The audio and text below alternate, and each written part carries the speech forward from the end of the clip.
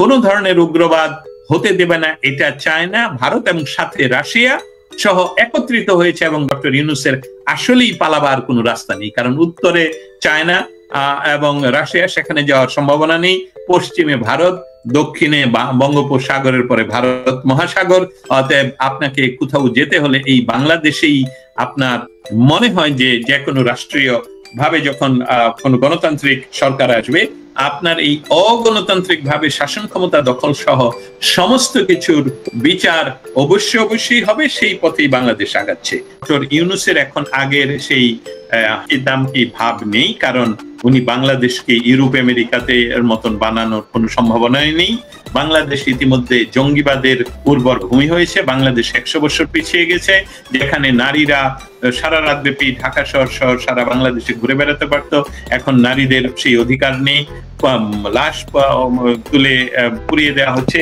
এই সকল কিছুর সাথে পিটার হাসের অবস্থানটাও পরিবর্তন হবে, এটাই আমরা আশা করছি। পরিবর্তন হবে, পিটার হাস আসলে বাংলাদেশে এখন উনি ব্যবসা করছেন, এবং বাংলাদেশকে জঙ্গিবাদের উর্বর ভূমি বানানোর ইউনূসের যে প্রচেষ্টা, সেটার অংশ হিসাবে যদি উনি কোনো কাজ করে থাকেন, সেটাও আমি মনে করছি যে নতুন যিনি বাংলাদেশে আসছেন, ব্র্যান্ট ক্রিস্টেনসেন যেহেতু বাংলাদেশ বিষয়ে অভিজ্ঞ, উনি বাংলাদেশ পাকিস্তান স্টেট ডিপার্টমেন্টের একটি অংশে বাংলাদেশ পাকিস্তান ডেস্কে প্রধান হিসেবে কাজ করেছেন।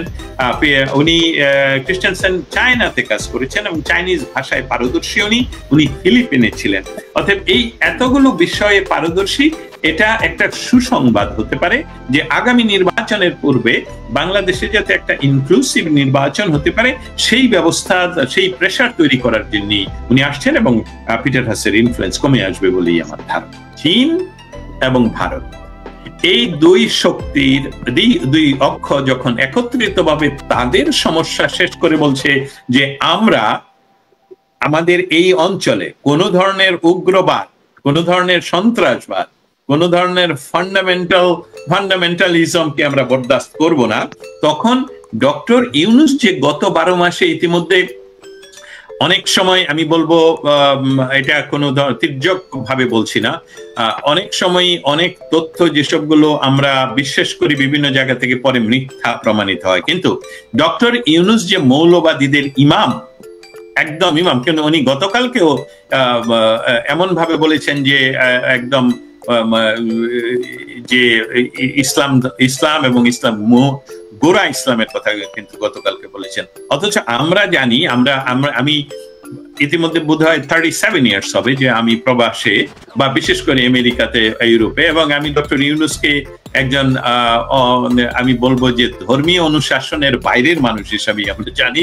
সেখানে উনি ধর্মীয় গোষ্ঠীকে বাংলাদেশে প্রতিষ্ঠিত শুধু করেননি, তাদের প্রধান হিসাবে কাজ করছেন, এবং সেটা ইতিমধ্যে প্রমাণিত। কারণ তার নেতৃত্বে বাংলাদেশের সকল ধরনের যারা জঙ্গি গোষ্ঠীর সাথে যুক্ত এবং জেলে ছিলেন, তাদেরকে মুক্ত করে দেওয়া হয়েছে। আপনার স্ট্যাটাস দেখলাম, কিন্তু আপনার স্ট্যাটাস থেকে নয় শুধু, যে 21শে অগাস্টের গ্রেনেড হামলা মামলার সমস্ত আসামিদেরকে মুক্ত করে দিয়েছি, তার মানে এটা। এবং আমি দেখলাম হয়তো বা আপনি বা অন্য কেউ একটা স্ট্যাটাস দিয়েছেন যে ওই সনের 21শে অগাস্ট ছিল না, 20 অগাস্ট, 22, 23 মধ্যে 21 ছিল না। সো এই বিষয়গুলো আমরা সুস্পষ্টভাবে দেখতে পাচ্ছি যে ভারতের জন্য তারা এখানে, আপনি এটাও জানেন যে পাকিস্তানের উপ প্রধানমন্ত্রী বা পররাষ্ট্রমন্ত্রী উনি এসেছেন বাংলাদেশে, পাকিস্তান থেকে অনেকে আসছে, পাকিস্তান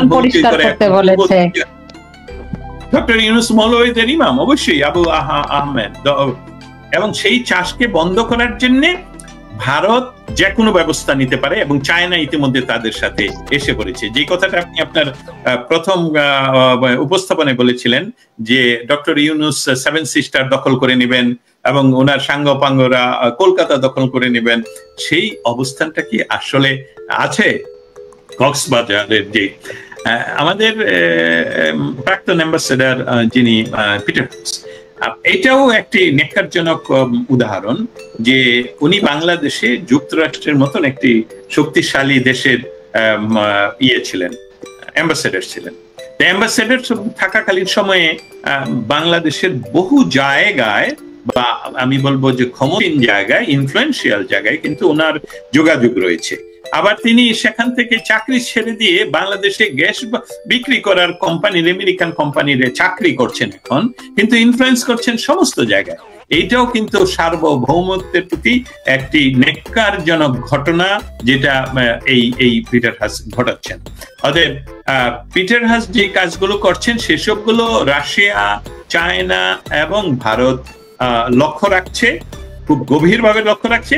আমার মনে হচ্ছে ইতিমধ্যে আপনারা যদি লক্ষ্য করেন যে জঙ্গিবাদের আসলে এক ধরনের সর্দার এই ইউনূস। আপনি অবগত আছেন নিশ্চয়ই দাদা, বাংলাদেশে একজন মৃত ব্যক্তির লাশ তুলে আগুনে পুড়িয়ে দেওয়া হয়েছে। এটা কোন বাংলাদেশে আছি আমরা?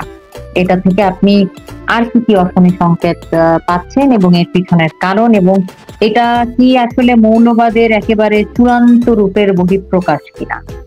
বাংলাদেশ বঙ্গবন্ধু শেখ মুজিবুর রহমানের চিন্তা চেতনার ফল হিসাবে, ফলস্বরূপ স্বাধীনতা লাভ করেছিল যে 4 স্তম্ভের উপর বাংলাদেশ শুধু মুসলমানের নয়, হিন্দুর নয়, বৌদ্ধের নয়, বাংলাদেশ বাঙালির, বাংলাদেশ আমাদের।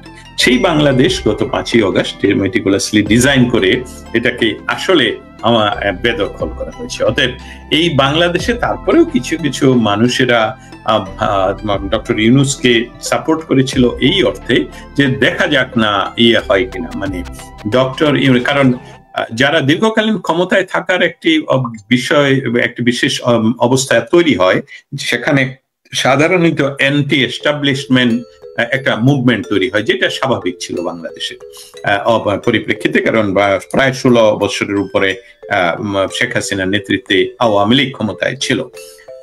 সেই সময়কার পরিস্থিতিতে ডক্টর ইউনূস কি পরিবর্তন আনবে সেরকম মানুষ চিন্তা না করেই অনেকে ওনার মেটিকুলাসলি ডিজাইন করে যে ব্ল্যাকমেইলিং করা হলো সেটাকে সাপোর্ট করেছিল, যে পরিবর্তনের আশায়, আরো কিছু নতুন পরিবর্তন আশায়। হ্যাঁ, একটা পরিবর্তন হয়েছে।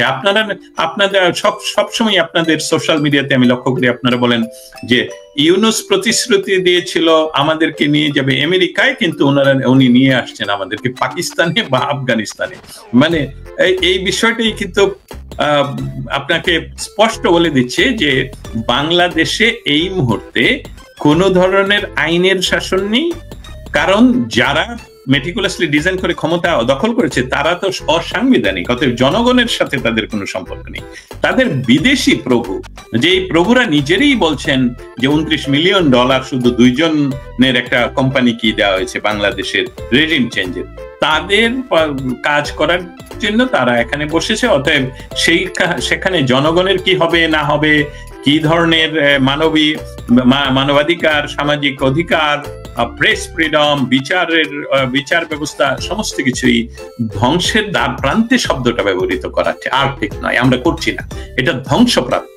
এখন বাংলাদেশ টোটালি ধ্বংসপ্রাপ্ত। সেখানে একজন মৃত ব্যক্তি, আপনি যে কোনো ধর্মের হন আর আপনি ধর্ম অবিশ্বাসী হন, আমরা যখন ছোট্ট একটি প্রাণীও মারা যায় তার প্রতিও আমরা সহানুভূতিশীল হই। আর মানুষ, আমরা সব ভাষায়, সব পৃথিবীর সকল ভাষাই বলে যে মানুষ হলো সর্বশ্রেষ্ঠ প্রাণী, কারণ আমরা বুদ্ধিমান এবং আমরা মৃত্যুর পর আমরা সৎকার করি, আমরা জাস্ট ফেলে দেই না।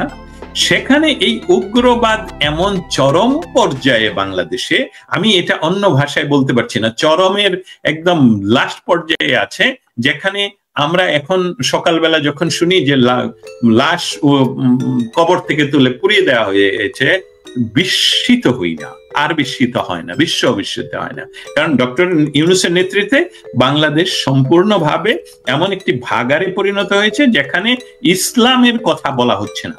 ইসলাম শান্তির ধর্ম, ইসলামের মৌলিক বিষয়, এবং ইসলামের সাথে রাজনীতির কোনো ওই ইসলাম দ্বারা দেশ পরিচালিত হয় না, বা কোনো খ্রিস্টান ধর্ম দিয়ে দেশ পরিচালিত হয় না, কোনো ধর্ম দিয়ে দেশ পরিচালিত হয় না। ধর্ম পরিচালনা, দেশ পরিচালনা করা হয় ম্যানিফেস্টো দিয়ে বা রাজনৈতিক শক্তি দিয়ে, যারা আগেই ডিক্লেয়ার করে দেশটাকে কিভাবে তারা চালাবে। অতএব আমাদের দেশে একজন ব্যক্তির লাশকে তুলে পুড়িয়ে দেয়া, যত আমরা আমরা কষ্ট নিতে নিতে নিতে নিতে এখন আর আমরা বিস্মিত হই না, আমাদের আর কষ্ট হয় না। আমরা শুধু অপেক্ষা করছি, কি অপেক্ষা করছি, যে কত দ্রুততম সময়ে এই ইউনূসের তাসের ঘর ভেঙে পড়বে। কারণ আর যেহেতু বাংলাদেশের কোনো ধরনের তার সাপোর্টার নেই, সেই জন্যে আর সময়, আমি মনে করছি যে যারা বাংলাদেশের এই পরিবর্তনের জন্য অপেক্ষা করছেন তাদের জন্য এটা একটা সুসংবাদও দিতে পারি। ইউনূসের কালে যে দিন ঘটনাগুলো প্রতিদিন ঘটছে তাতে নিজেই সে নিজকে ক্ষয় করে নিয়ে যাচ্ছে এবং ক্ষয়ের প্রায় শেষ প্রান্তে। গত 72 ঘন্টায় বাংলাদেশে দেখা গিয়েছে যে যারা ডক্টর ইউনূস দ্বারা নিষিদ্ধ কার্যক্রম নিষিদ্ধ বাংলাদেশ আওয়ামী লীগ এবং নিষিদ্ধ সংগঠন যুবলীগ, নিষিদ্ধ সংগঠন ছাত্রলীগ, তারা কিন্তু রাস্তায় হাজার হাজার মানুষ নিয়ে মিছিল করছে এবং ইউনূস সেটাকে ঠেকাতে পারছে না। অতএব দুঃখজনক ভাবে হলো সত্য, বাংলাদেশকে আমাদের আবার পুনরুদ্ধার করতে হবে, যাতে ভবিষ্যতে এই ধরনের মধ্যযুগেও বোধহয় লাশ পুরানোর, আরেকজনের লাশ তুলে পুরানোর ঘটনা আমার জানা নেই। আমি স্বীকার করি ইউরোপিয়ান ইতিহাস পড়েছি, ভারতবর্ষের ইতিহাস পড়েছি, চাইনিজ ইতিহাস পড়েছি, এমন আমেরিকান ইতিহাস, মধ্যযুগ থেকে পুরান যুগ এবং বর্তমান যুগের, কিন্তু আমার জানা মতে এরকম এই ধরনের প্রতিহিংসা বা রাজনৈতিক প্রতিহিংসার শিকার একটি মৃত লাশও হয়, এটা ইউনূস সরকারের সময় হয়েছে এবং এটা একটা ফলক হিসেবে থাকবে যে অনাদিকাল পর্যন্ত বাংলাদেশের ইতিহাস নিয়ে বাঙালিরা যখন পড়াশোনা করবে এবং পৃথিবীর বিভিন্ন দেশের বিভিন্ন বিশ্ববিদ্যালয়ে যেখানে বাংলাদেশের ইতিহাস নিয়ে ডক্টর ইউনূসের নাম সেখানে কালো অধ্যায় হিসেবেই লেখা থাকবে। সেনাবাহিনীর ভূমিকা ও ভবিষ্যৎ কি দেখতে পাচ্ছেন যদি বলতেন? আমি এই বিষয়টি নিয়ে, ধন্যবাদ এই প্রশ্নের জন্য, এই বিষয়টি নিয়ে আমি মনে হয় কয়েকজন যারা বিশ্বব্যাপী এই কথাটা বলছেন তাদের মধ্যে আমি একজন। সেনাবাহিনীর কথা বলতে গেলে খুব সংক্ষেপে কিন্তু খুব স্পষ্ট কিছু কথা রয়েছে, সেটা বলি। বাংলাদেশ সেনাবাহিনীর জন্ম জাতির পিতা বঙ্গবন্ধু শেখ মুজিবুর রহমানের হাত ধরে। বাংলাদেশের গৌরবের ইতিহাস আমাদের স্বাধীনতা সংগ্রামের মাধ্যমে 1971 সালে সেই সেনাবাহিনী বাংলাদেশের যে বাংলাদেশ সহ বিশ্বের যিনি নেতা বঙ্গবন্ধুকে হত্যা করেছে সরাসরি এই সেনাবাহিনী। এই সেনাবাহিনী পরবর্তীতে আরেকটা কাজ করে, তারা আরেকজন বাংলাদেশের রাষ্ট্রপ্রধানকে হত্যা করে। তারা তারপর যে কাজটা করেছে, তারা দুইবার ক্ষমতা দখল করে অসাংবিধানিক ভাবে। তারা এখন সর্বশেষ যে কাজটি করেছে সেটা হলো তারা নিজেরা ক্ষমতায় আসীন পিছন থেকে তারা কয়েকজন এই টুকাইকে সামনে রেখেছে যারা ব্যক্তিগত জীবনে অসচ্ছল, ব্যক্তিগত জীবনে তাদের পড়াশোনা নেই এবং তাদের রাজনৈতিক কোনো ক্যারিয়ার নেই, কানেকশন নেই।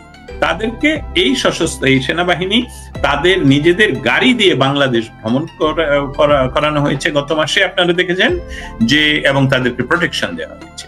এই সেনাবাহিনী গত 16ই জুলাই বঙ্গবন্ধুর জন্মস্থানে এই এনসিপি নেতৃবৃন্দদেরকে নিয়ে যায় যে মার্চ টু গোপালগঞ্জ। এটা কিন্তু মিলিটেন্ট ওয়ার্ডিং।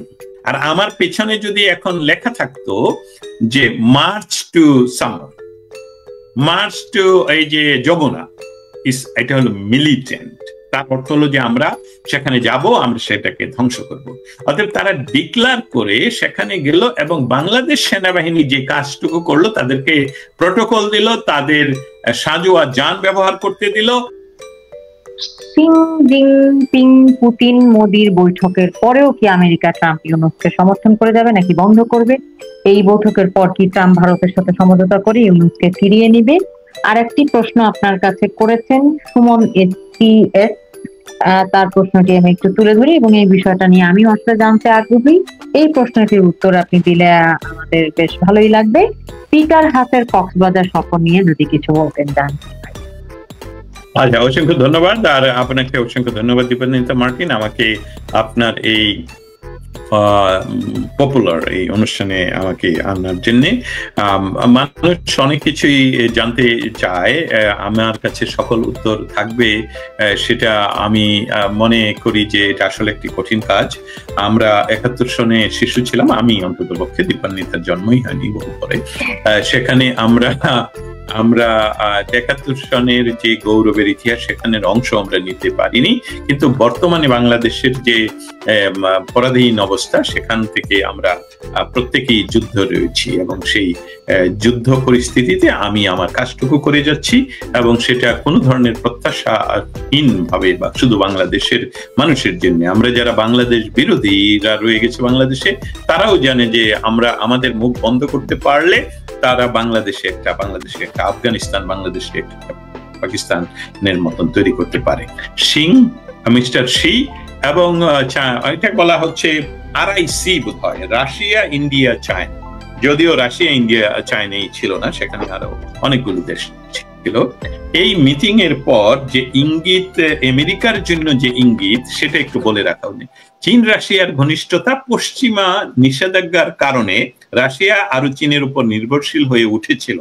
সামিটে পুতিন শি একসাথে উপস্থিত থাকা তা প্রতীকী বার্তা দেয় পশ্চিমাদের যে সেখানে আর একচ্ছত্র যে যেটাকে বলা হচ্ছে এককেন্দ্রিক আধিপত্যবাদ, সেটার প্রতি চ্যালেঞ্জ।